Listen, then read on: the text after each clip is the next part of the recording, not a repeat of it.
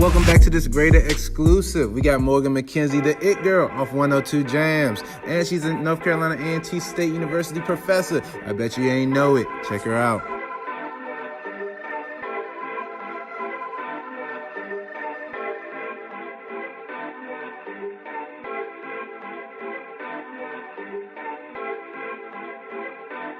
What's up, everybody? Welcome back to Greater.inc, where you know you are greater than you were yesterday, but you'll be even greater tomorrow. This is a special Women Crushing It Wednesday exclusive with my girl Morgan Mckenzie. She is on 102 Jamz, and she is also a professor at North Carolina A&T State University. Yeah, what do you teach at North Carolina A&T? I teach English composition 1 and 2, so it's a writing class. Okay. Yeah, all right. I teach introduction to writing. Bet. So I met Morgan when I was at North Carolina A&T State University. She was a Golden Delight. She was in Mass Comm. She was just doing the thing. And when I was a senior in college, she was an intern at 102 Jamz. She was getting her master's in African American history or African American studies. Literature. Yes. So she's been crushing it ever since I met her, and I knew that this was a prime time to get with her, to highlight her, because she's definitely greater than yesterday. Thank you. Morgan, tell the people where you came from, what started you, and I guess a little bit about your journey. Okay, I'm from Winston-Salem, North Carolina. Born and raised. I was not going to Winston-Salem State at all. Like, my mom wanted me to go there. I lived like 5 minutes up the street. I was like, nah, I'm about to march, get my dance on, would go to Delight. That's what brought me to A&T. I didn't know what I wanted to major in at all. I just knew I wanted to dance, be a part of Go to Delight, and I was gonna wing it, figure it out along the way, and that's exactly what I did. Okay. I always knew, I was telling you off camera, that I always knew I was going to speak. Yeah. I always knew people would hear me one day, and I was always interested in being like an anchor, a reporter, but I always loved radio. I always loved radio. I work with people that I listened to when I was a child. Yeah. Like, the lady that opened the door for you, that's Shalyn Cole. Okay. She works for 97.1. I've been listening to her since I can remember. I still get starstruck when I pass her, when we talk. I'm just like, yo, I grew up with you. Yeah. So I always knew that radio was an interest of mine. Being on television is an interest of mine still. And yeah, so I was like, okay, I'm just gonna figure it out, you know, dance. And then, like, my sophomore year at A&T, I was like, let me declare a major. Okay. I was dancing my butt off. I didn't even declare a major. So I did that. I was like, I'm just gonna do journalism. And I had to get an internship to graduate. Okay. So I was like, okay, I need to find one. So I remember sitting in Dr. Mariba's class. It's a journalism class, script writing class, emailing B-Dot. B-Dot is the face of 102 Jamz. He's on 3 Live Crew with Roxy and Drankins, and I was hassling him, man, emailing him during class, like, hey, y'all need any interns? Hey, when's the intern meeting? Let me get in. Hey, I'm working Cornell, just, you know, I'm really interested in interning. And he finally hit me back, told me when the intern meeting was, and that was my foot in the door. And that was around like 2011, I want to say. And from then on, I just interned my way here. Yeah. Like, that's the way to go if you're ever interested in radio, the business. You got to intern. Like, that's your foot in the door, and that was my foot in the door for me. So talk about the process, because a lot of people, when they think about radio, they want to just be the anchor. They want to be right behind the microphone day one, but there's a process behind it. Definitely. Can you talk a little bit about that? The process is real. Yeah. When I first got in the door with interning with B-Dot and the Wild Out Wake Up Show with Kyle Santillan and Tasha Makia, I was getting coffee and making oatmeal and making breakfast runs, along with doing audio, like on the spot. They'll need audio clips for their show and say, hey, boom, we need this audio right now before this commercial is over. Send it. And I'm just like, oh, snap, like, I'm on duty. Yeah. It's behind the scenes at first, and you got to be okay with that. You got to be okay with starting at the bottom and working your way to the top. And radio is definitely a process. It could happen overnight, but a lot of stories from people who have made it in radio grinded. Yeah. They started at the bottom. They came here at late at night. They were interning early mornings for free. Yeah. You get what I'm saying? I started interning. I was still in school. Yeah. I was still marching. I was still dancing, but I would come here at 4 a.m. in the morning on a school day, do my internship, go to class, go to practice, perform, do it all over again. and it's taxing. I was tired as hell. Yeah. I'm still tired as hell. Like, I'm still tired, but that's what it costs. That's what it takes. Like, you're not going to start, well, it's rare, but you're not going to start on air day one. You got to build relationships. You got to build your craft. You have to build. It's a process. Yeah. Definitely. Talk about building your craft, because off camera we talked about you practicing, and a lot of people don't think about, I remember you stated you would hate to have an opportunity and you were ready for your opportunity when it came, but you have to always be ready for it. So how did you practice, or how important was practice to you? All right, when I was interning, you see what I'm saying? Yeah. Interning helped, because when I was not on air, I was watching somebody who was on air. I would watch them run the board. I would ask questions, and I would be working on my voice, on my craft, on the side. So after I would do my internship, this place was available. Like, I have resources right in front of me, and I was like, I'm just going to use this. Like, I'm going to work on my voice. I'm going to put together some audio. I don't have a show yet, but it shows that I'm working. So I'll be in here on this mic, using the software here, recording stuff, just acting as if I'm on air. So when that time came, I was ready. Yeah. When the time came, I was ready, because I already knew how to work the board. I already knew what I would sound like, and I already knew how everything functioned. Now, it's daunting when you finally get on air. It's nothing like it. Like, you could practice all day, but when that on-air sign comes on, you just got to be ready. Yeah. So it's like hands-on, like it's really real. You know what I'm saying? But listening to my voice here, I would record myself on my phone and just see how it would sound, how I can improve. I would listen to other personalities and see what they did and how I could tweak my voice and tweak my delivery and things of that nature. Just always here. I was always here. I'm always here working. Just trying to improve. Helping, practicing, and being available. You have to be available in radio. Or to your dreams. To your dreams, right, because the opportunities will come. And are you going to be available for them? Facts. One thing that I was telling my students this past week, we went over a confidence segment on confidence, but mostly having to believe in yourself and believing what you want in your life. And listening to you, it seems that you always believe, like you said, that somebody was going to hear your voice. And I hear that you believed in yourself when you were practicing, when you weren't on the air, but you were still making sure that when you got that opportunity, it would be available for you. Right. Can you talk to the viewers about how important it is to believe in yourself first before anybody else might believe in you? It's super important. I haven't always been this confident. I have not always been this driven. You know what I'm saying? Because there is doubt that will weigh on you when opportunities come, and when you have dreams that are super big and you're trying to figure out how it's going to work, how it's going to come together. That fear and insecurity could really shake you. And there have been times where I was lost with this craft, where I didn't feel like I could be myself on air, or I was limiting my own self. And I had people in my corner who would encourage me, but ultimately I had to encourage myself, because people can tell when you're insecure, especially on air, on radio, because it's your voice. People can feel sincerity or the lack thereof. People can feel your passion. People can feel you on this mic. And I had to dig deep within and say, hey, this is what I want to do. I have to move away from fear, move away from doubt, just to navigate this space and to be great at it. And for people to feel me and understand my sincerity and my passion, because this is it. And I want people to rock with me. Like, this is what it's about. It's not about me, it's about the people. So if they're not rocking with me, they don't feel me, what is this really for? What is it about? Yo, I got that new McMill, Jeremiah and P&B Rock. It's called Dangerous. If you're feeling this joint, you better call up and request it so we can play it more for you. Dangerous. This is my song. I'm glad McMill ain't yelling. He always yelling. I like this vibe. I love that. So to switch gears a little bit, when you're not on air, you're probably getting a lesson plan together or getting some materials together for your students.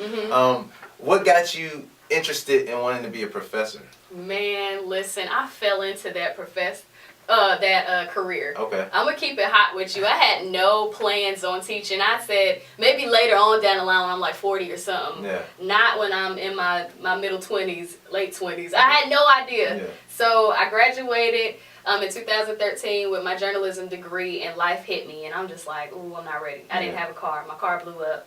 I didn't have a job lined up. I was just happy that I graduated because I wasn't even a studious type of person. Like, I always knew that I had the potential, but I just didn't tap into that potential until it got real. Yeah, you know what I'm saying? So I applied to grad school on a whim. I was like, I'm not going back home. I'm not about to go work. Like, I just got to figure this out. Like, school was a safety net for me. So I applied, like, I'm talking like the last week to apply. I'm hitting up professors like, hey, can you write a letter of recommendation for me? Please, please, please. Begging, hassling people. And I was like, this has to work out. I got to get into class. I got to get into school. And I chose English and African American literature because I thought it was close to journalism. Okay. I was wrong. Yeah. Two totally different disciplines, not the same at all. Like, there's different writing styles. Yeah. I wasn't even aware of like MLA, APA, all that stuff. I had no idea. So I got into the program, but I was lost for a good 2 months. Like, this is a whole new world for me. I had to learn the writing styles. I had to learn how to be studious. Yeah. You can't make a C or lower in grad school or you'll get kicked out. So my life was on the line. And I had to get with the program, but it happened to be one of the best decisions I've ever made on a whim because it changed me. It made me more disciplined. It made me more conscious of the world that we live in. Yeah. It taught me about history, black history, being proud of where I come from, where our people come from. And it just pushed me and it put a fire in me. So when I got back into radio, a lot of what I was learning in my classes, I was discussing on Straight Talk. So it kind of worked hand in hand, right? And it built that confidence because I was aware, I'm educated on what I'm talking about, and I'm bringing these topics to the forefront for the people to hear. Yeah. So after I graduated, I got my master's. Life hit again. I don't have school as my safety belt, my safety net. I got to get with the program, so I was like, I can teach. Let's just see. I mean, A&T had an opening for a teaching gig, and I was like, I'm just going to do it. I need a job. I was working a temp job after I graduated. I hated it, and I was just looking for jobs, looking for opportunities, still looking for radio jobs, which come far in between. Yeah. And one of my former professors hit me up and said, hey, I think you would be a great candidate. Come on through. Okay. You could teach at A&T an English composition course. And I've been teaching it ever since. That's love. What is your inspiration when you get to go to the campus that you graduated from and then be able to teach the next set of students that are going to graduate from A&T? It's wild because I still feel like not tingly. A&T has my heart. Yeah. A&T changed my life. A&T was the only school I applied to. A&T is the only school I wanted to go to. A&T is everything to me. So it's crazy that I get to continue on that legacy. It's cool that I get to teach people who look like me and diverse. You know, A&T is becoming a more diverse institution. But it's just dope, man. Like, I feel at home. And I see my students, they are going through the same things I went through, so I always make sure that I'm available for them outside of classes, outside of school. Like, if you need me, if you have any questions, you need any advice, like, I'm an Aggie too. Yeah. Like, we're an Aggie family. I know I'm going to grade your work, and I'm going to hold you accountable, but it's family at the end of the day. Somebody told me, one of your students told me, yo, she sent us an email that if our paper wasn't in by 12, don't even send it to her. No, real talk. Like, don't even send it. Don't slide it in my emails. And it's real. I didn't understand why some of my professors were so tough, so hard on deadlines until I became a teacher. Yeah. First of all, our emails are out of control. Like, I have work emails. I got a jamz email. I got a personal email, but I got A&T email. Yeah. Okay? Let me tell you about A&T email. We get the campus university emails on top of students. I have over 100 students. So can you imagine on deadline, when people miss their deadlines, my emails are flooded with excuses and I don't have time. Late work. It's crazy. I have a system for grading. So when people from various classes miss the deadlines and try to slide in their papers, it throws me off track. So I'm just like, if it's late, dog, I don't want it. You messing up my flow. Yeah. And I give my students ample amount of time. Sometimes I don't even hold class, so I want them to work on their papers. Yeah. Like, it's no excuse. Yeah. Called Kiswana Brown. It's one of my favorite short stories by Gloria Naylor. She's really dope. It's actually one of 7 stories from the book, The Women of Brewster's Place, and it's actually turned into a movie. But this portion, Kiswana Brown, was one of my faves. So we're going to work on that. And with this short story, you're going to read it. I have a worksheet attached to it on the back.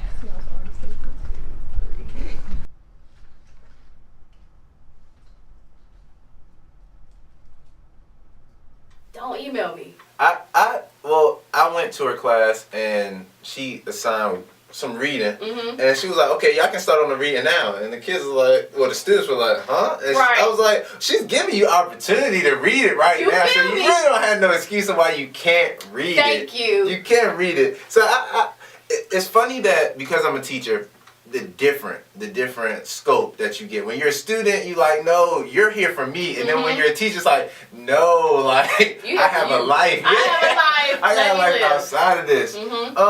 Let's talk about your life. So sometimes you have to be up at 4 in the morning. Yes. And you don't get to sleep until 11 in the afternoon or even later. Talk about the sacrifices that following your dreams brings with that. Sacrifices are real, like time. Time away from work, slim to none. Like, I'm always working. I work every single day of the week. So classes, I teach Monday through Friday. My classes are 8 a.m.s and 9 a.m.s. I wake up early every single day of the week. I do radio on the weekends, and a lot of times I miss out on events. I miss out on holidays sometimes because I have to be here. Like, usually on holidays, part-timers hold it down. Like, the full-timers get they time off, which is cool. It gives me an opportunity, and that's how you got to look at it. Like, not missing out, but this is an opportunity. So I'm going to hold this shift down. I'm going to hold this show down on this holiday, and I'm going to meet y'all later. I'm going to miss out on this concert, but y'all going to hear me, though. Like, it's still an opportunity. Sleep. I just don't sleep a lot. I really don't. And I love sleep. I love nap time, and I don't get it a lot. But it is what it is. Because I'm here. Even after work, I have to do commercials. I have audio to do. Even my side projects, that's time. Like, branding is important in radio, so if you have to produce content, when you going to do the content? When you got time off. Time off is far in between, but you got to make time for what you want to do, your passion and things of that nature. So, yeah, sacrifices are real. But I still have fun. It has benefits. Like, we just had Lit Fest the other day, and I got to go party. On the job. On the job. It has pros and it has cons, but ultimately, opportunity is everything. What would you say to the young woman who is either in high school or in college who wants to pursue her dreams, however, her dreams aren't going to bring in the money right away? And that when you follow your dreams, the money doesn't come right away. So the perseverance, how would you speak to them on being perseverant?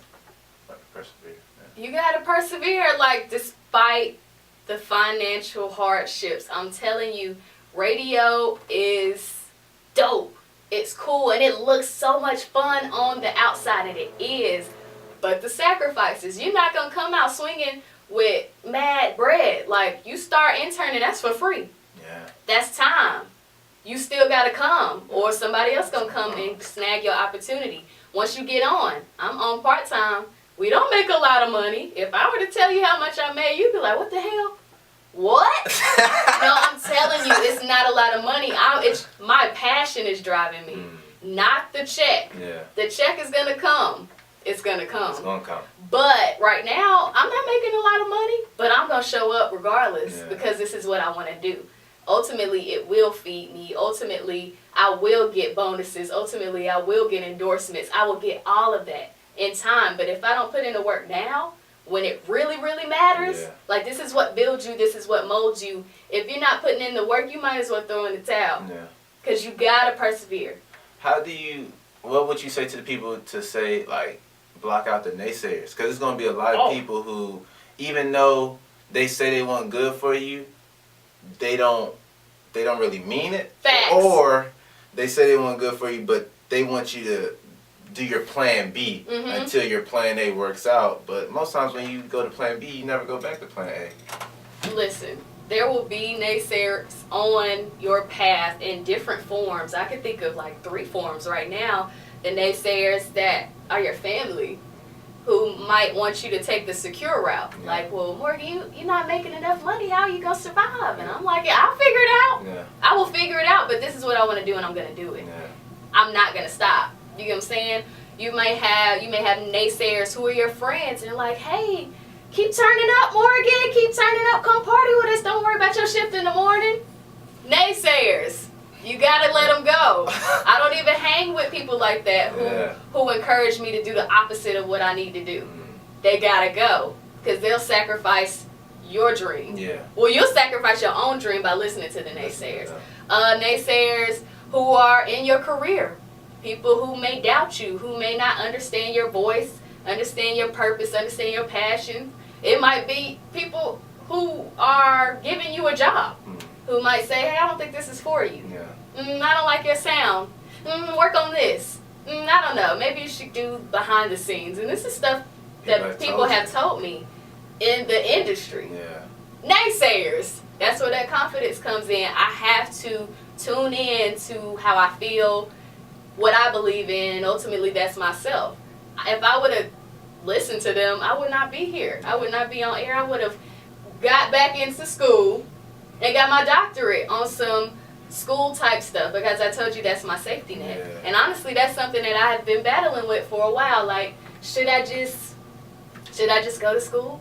No. No, I can't. Like, the only way I'm gonna go to school and get my doctorate is because it's something that I want to do. Okay. But I don't want to do it at the expense of radio. Yeah. I don't want to do it because I feel doubt and fear. I want to do it as an enhancement almost, or I don't know how to describe it. Kind of like embellish. Okay. You know what I'm saying? Like, just to add to it, not like the icing. The icing on it. You're the substance. Yes, not the icing, but not nothing out of fear, or out of doubt, or just to be safe. Most definitely. Nah. So what keeps you grounded?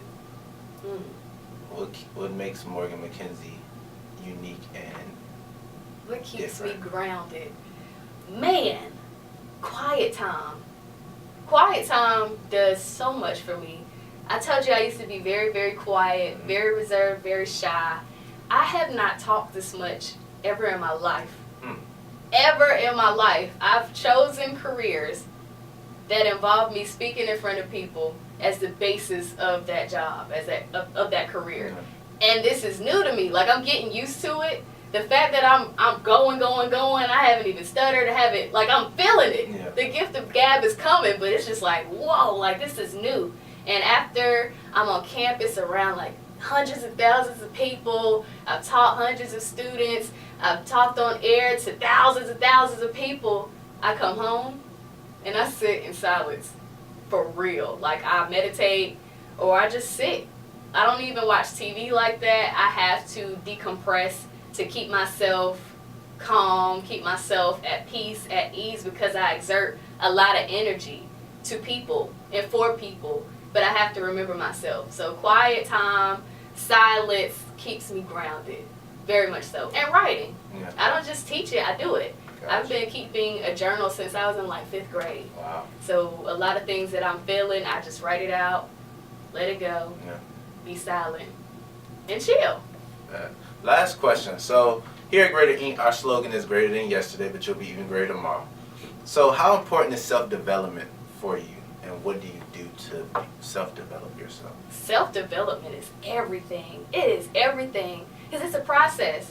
You are going to evolve in weeks, in days, in months, in years. Like, it's an evolution of self. That's what life is. You got to find who you are, mold who you are, unlearn certain things, learn certain things. And I always tell my students to self-reflect.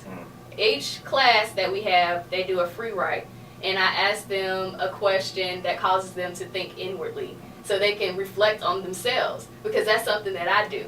I have to think about myself, think about my future, think about my past, and just evolve. Yeah. I am not the person I was the other day. Yeah. In years ago, you Yeah. know what I'm saying? I've changed a lot, and I'm going to continue to change. I'm going to continue to improve. Yeah. You know what I'm saying? And that's the goal. Be better.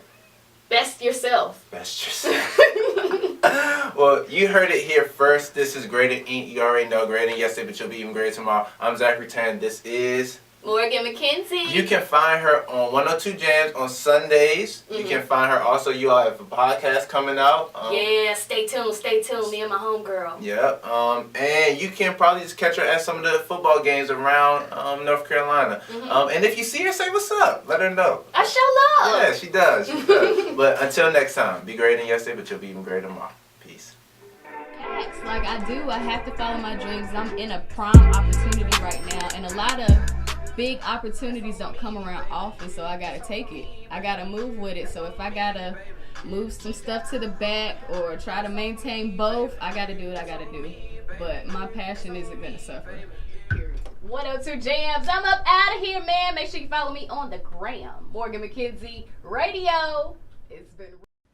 We appreciate you for tuning into this Greater.inc exclusive Morgan Mckenzie with 102 Jams. Hey, make sure that you check out our Greater Than Yesterday podcast on Apple Podcasts and on Spotify. You can also check us out on YouTube and www.greaterinc.win. Hey, remember, be greater than yesterday, but even greater tomorrow. Peace.